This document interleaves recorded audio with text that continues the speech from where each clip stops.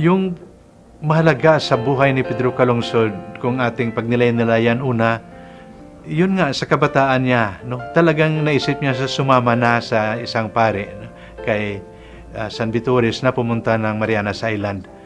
Dahil nga ngayong taon na Year of Faith, no? Mahalaga yung isang importanteng leksyon.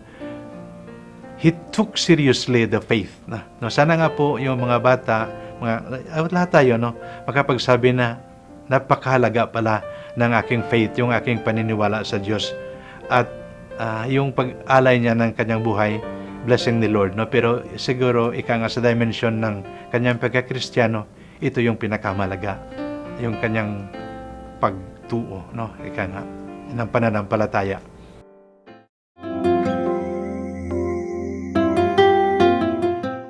Sa inyo pong ating mga kapatid, inanyayahan ko po kayo, una, pasalamat tayo sa Panginoon, binigyan tayo ng bagong santo, San Pedro Calungsod. Sana nga po, ay yung ilan sa inyo makapunta sa Roma, October 21, 2012. Kung hindi man, sana nga po, makapunta kayo sa Cebu, November 30, 2012. Ito ay ating Thanksgiving Day. Sa inyong lahat, sabay-sabay tayo magpasalamat sa Diyos. Sana nga po, pagpalain kayo ng Panginoon sa pamamagitan ng panalangin ni San Pedro Calungsod.